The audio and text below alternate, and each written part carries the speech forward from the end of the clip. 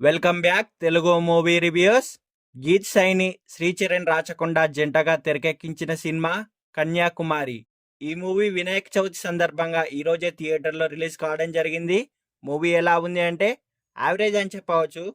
Movie యొక్క story విషయానికి వస్తే, తిరుపతి అలియాస్ శ్రీచరణ్ గారు చిన్నప్పటి నుంచే కన్యాకుమారి అలియాస్ గీత్ సైని గారిని లవ్ చేస్తూ ఉంటాడు.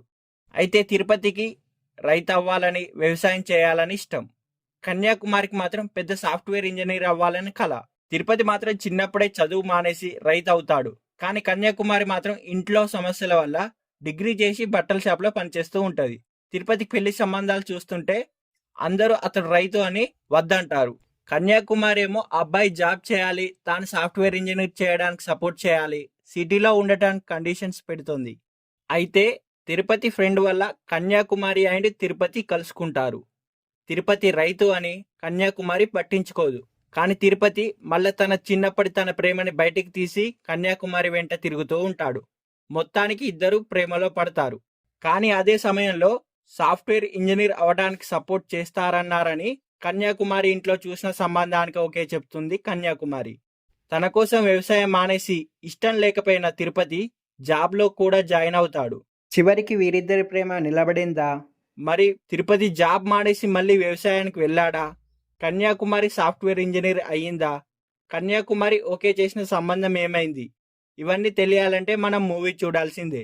మూవీ యొక్క విశ్లేషణ విషయానికి వస్తే, కన్యాకుమారి టీజర్ రిలీజ్ అయినప్పటి నుంచి అందులో హీరోయిన్ చీరల గురించి చెప్పిన డైలాగ్ అనేది బాగా వైరల్ అయింది.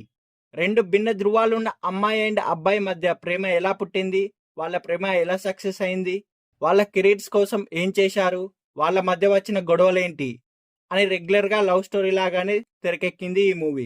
కొంచెం రెగ్యులర్ ప్రేమ కథే అయినా కాస్త కొత్తగా ఫ్రెష్గానే రాసుకున్నాడు డైరెక్టర్ గారు. ఫస్ట్ హాఫ్ ఎక్కడ బోర్ కొట్టకుండా సరదాగా క్యూట్గా లవ్ స్టోరీలో సాగిపోయింది.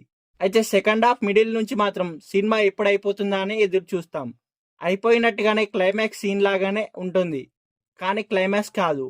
ఎండింగ్ కాస్త పర్ఫెక్ట్గా సింపుల్గానే రాసుకున్నాడు డైరెక్టర్ గారు.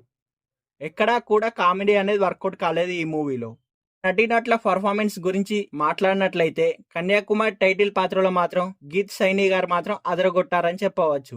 ఈ మూవీలో నటించిన శ్రీచరణ్ గారు కూడా వ్యవసాయం అంటే ఇష్టం ఉన్న కుర్రాడి పాత్రలో బాగా నటించారు.